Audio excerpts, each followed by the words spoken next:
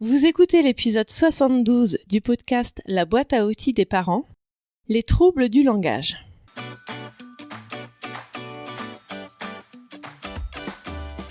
Bonjour, je m'appelle Juliette Cerceau et je suis ravie de vous accueillir sur la boîte à outils des parents. Je suis coach parental et coach de vie certifié. La boîte à outils des parents, c'est le podcast dédié aux parents d'enfants de la naissance à l'adolescence. Chaque mardi, je vous donne des outils concrets, applicables facilement et immédiatement pour vivre une parentalité plus épanouie.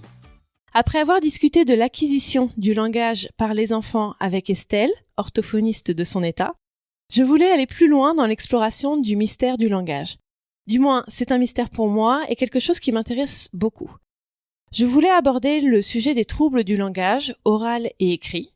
Nous entendons beaucoup de choses à ce sujet. On entend parler des 10, on entend parler du bégaiement, des troubles du raisonnement, des difficultés d'apprentissage de la lecture et de l'écriture, mais qu'en est-il vraiment ? Pour ne pas se perdre dans la masse d'informations que nous recevons, j'ai de nouveau invité Estelle, qui est une experte du sujet. Elle va répondre à toutes mes questions sur le langage écrit et oral. Bonjour Estelle et bienvenue de nouveau sur le podcast La boîte à outils des parents. Bonjour, heureuse d'être là. Est-ce que vous voulez bien vous présenter pour ceux qui ne vous auraient pas écouté dans l'épisode 69 consacré à l'acquisition du langage ? Je suis orthophoniste depuis quelques années sur un poste libéral et salarié. Quels sont les troubles du langage oral et écrit qui reviennent le plus souvent ? Alors, qui reviennent le plus souvent, c'est ce qu'on nomme la dyslexie, la dysorthographie pour le trouble du langage écrit. Et puis, trouble du langage, ma foi, on appellera ça retard. On appelait ça retard de parole et de langage. Voilà. Et puis d'autres troubles qui sont liés à la fluence, comme le bégaiement, des troubles liés au raisonnement, comme les troubles du raisonnement logico-mathématique. Et ces troubles-là sont pris dans un grand ensemble qui est aussi le trouble des apprentissages, parce qu'on peut repérer des difficultés à entrer dans la lecture, à entrer dans le langage oral. Voilà. Est-ce que vous pouvez rapidement nous expliquer ce que c'est dyslexie, dysorthographie, parce que c'est des termes un peu barbares et qu'on entend beaucoup pourtant. Oui. Dyslexie, un trouble du décodage des signes écrits. Dysorthographie, un trouble qui est marqué lorsqu'on se met à écrire, l'orthographe qui ne répond pas aux règles qu'on aimerait, qu'on doit appliquer. Donc, souvent, la dyslexie entraîne une dysorthographie. Et la dyslexie a des degrés de sévérité, c'est-à-dire que ça peut aller de la simple confusion visuelle du M et du N, par exemple, ou du B et du D, qui est très classique, à des confusions aussi auditives, puisqu'il y a des sons qui sont très proches dans la langue, comme le ch et le je, par exemple. Donc on a à la fois des confusions sur le plan visuel et auditif, et donc des difficultés à décoder les sons de la langue, ce qui crée des problèmes de sens. Et la dyslexie se diagnostique vraiment en fin de CE2, mais bien sûr qu'elle est prise en charge avant, parce qu'on a pu repérer des confusions dès le CP, parfois même avant. Voilà. Et du coup, les confusions sont à la fois orales, quand on parle, oui. C'est-à-dire que quand on parle, un enfant dyslexique ne nous comprend pas forcément.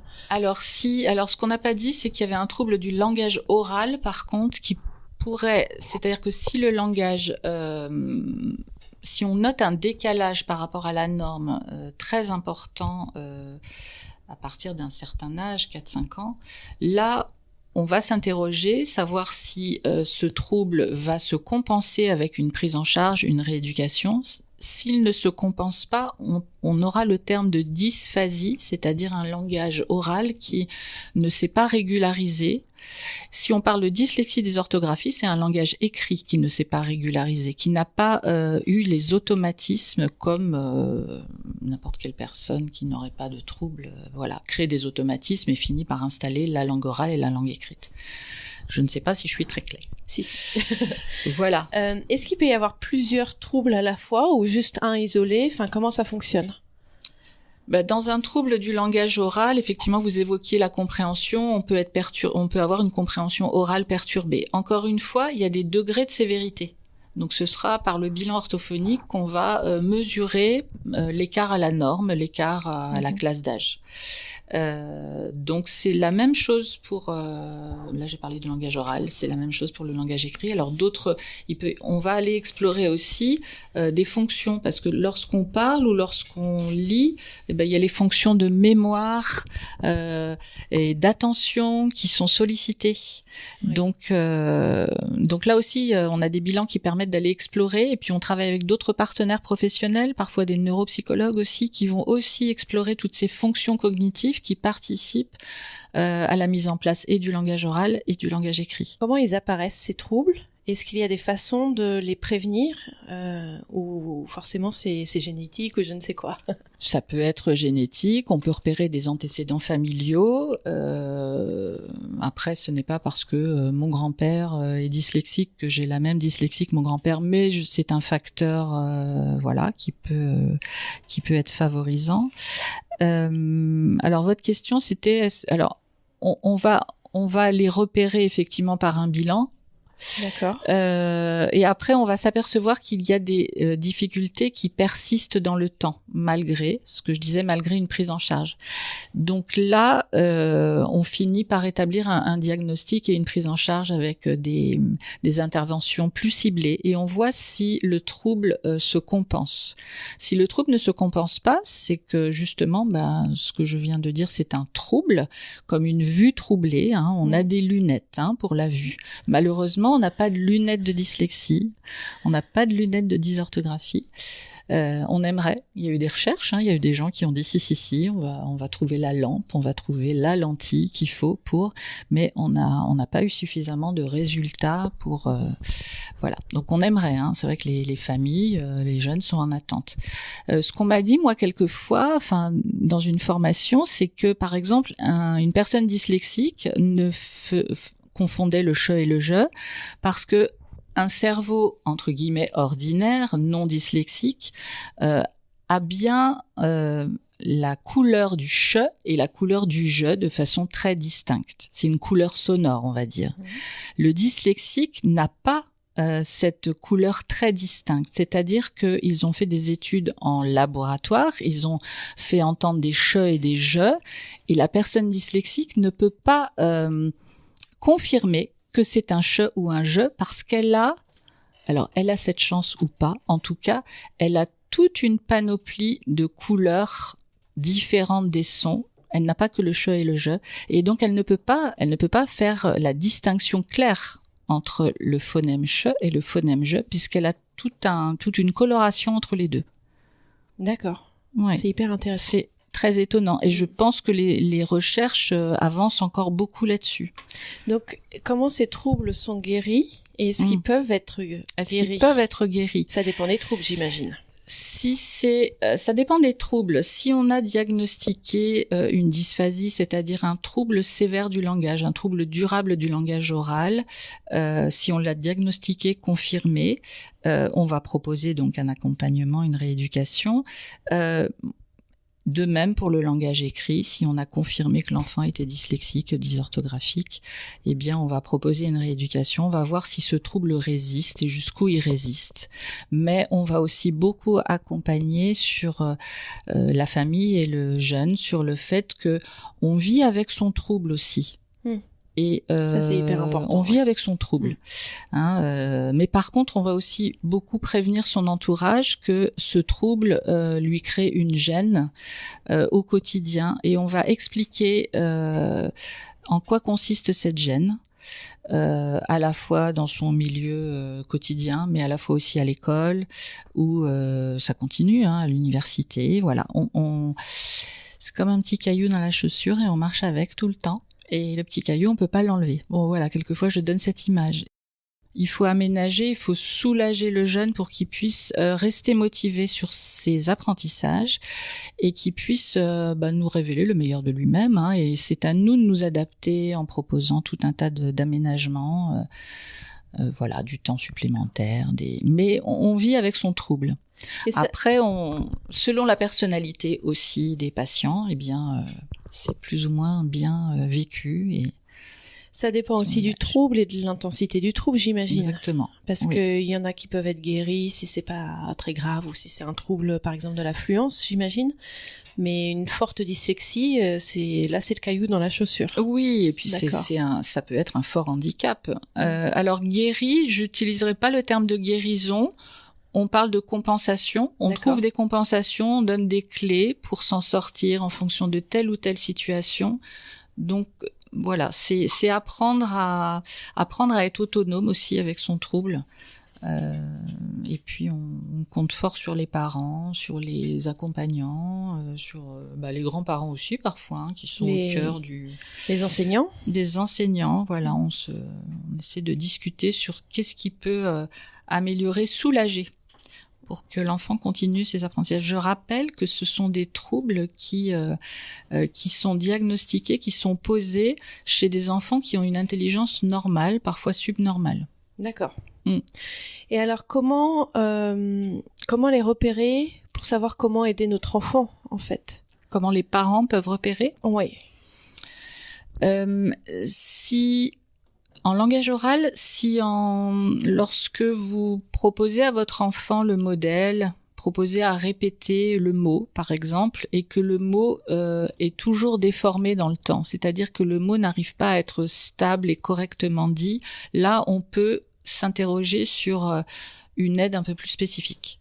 Et puis au niveau du langage écrit, si les difficultés, les confusions dont je parlais, visuelles, auditives, vous remarquez, c'est pas évident de les remarquer, mais si vous remarquez ne serait-ce qu'au niveau de la lecture que la même lettre est à chaque fois altérée, il est en difficulté, il bute si la lecture n'est pas fluide, si l'écriture lui demande un coût important et lui demande beaucoup d'énergie, là on peut s'interroger sur pourquoi ça ne devient pas fluide, pourquoi c'est tout le temps altéré, pourquoi je m'énerve toujours quand il y a les devoirs. Donc surtout ne pas s'énerver, prendre du temps.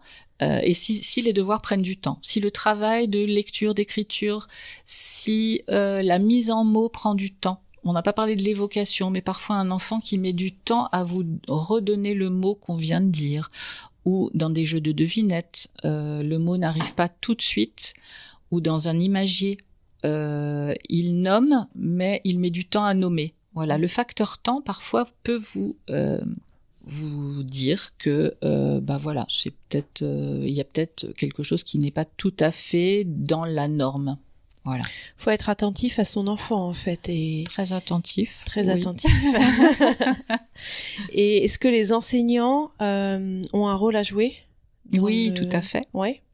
Oui, les enseignants ils repèrent souvent, pour la plupart repèrent les difficultés. Donc là, il faut savoir les entendre et puis après être constructif, parents, enseignants, orthophonistes pour savoir qu'est-ce qu'on met en place tout de suite, rapidement. D'accord. Pour pas qu'ils soient en dehors du travail de la classe. D'accord.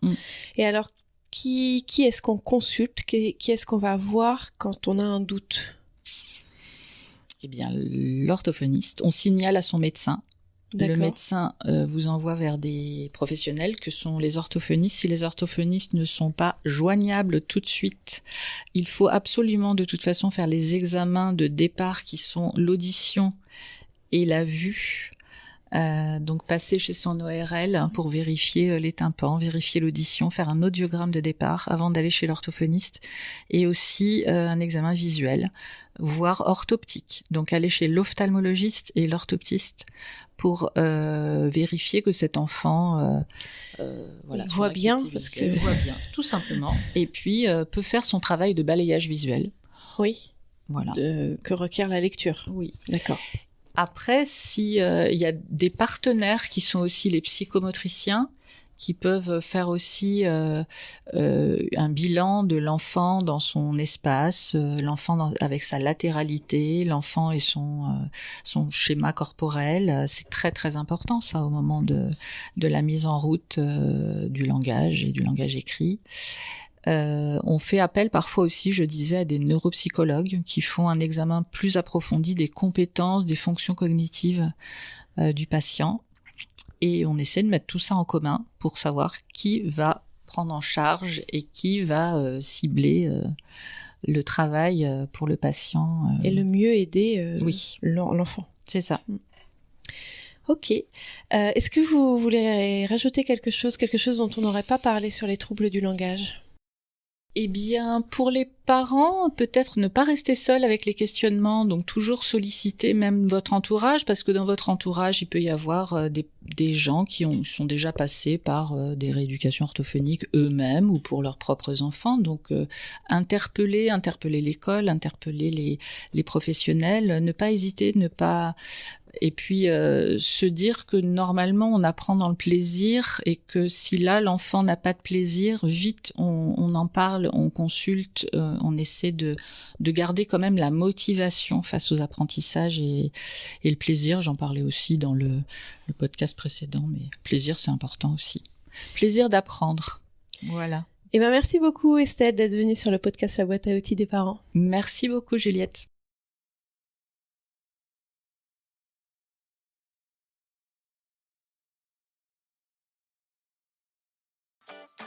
Merci pour votre écoute. Vous retrouverez toutes les notions utiles sur le site internet BAO comme boîte à outils, baodesparents.com.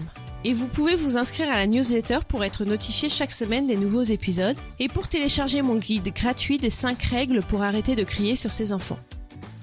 Je vous offre également la liste des émotions que j'ai élaborées pour développer votre vocabulaire émotionnel. C'est la première étape pour pouvoir ensuite mieux accueillir vos émotions et celles de vos proches, à commencer par celles de vos enfants. Sachez que vous pouvez également me suivre sur Instagram sous le nom BAO des parents et sur Facebook sur la page La boîte à outils des parents. Si vous avez aimé cet épisode, n'hésitez pas à me le faire savoir en déposant un avis 5 étoiles sur Apple Podcast. C'est vraiment ce qui va permettre à la boîte à outils des parents de remonter dans l'algorithme de recherche. C'est donc le meilleur moyen de me soutenir et de permettre à d'autres auditeurs de retrouver ce podcast plus facilement.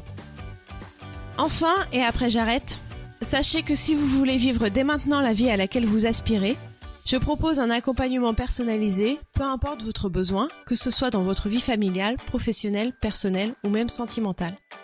Je vous offre un rendez-vous découverte de 30 minutes qui est gratuit et sans engagement. Vous trouverez toutes les informations sur mon site internet baodesparents.com. À mardi prochain!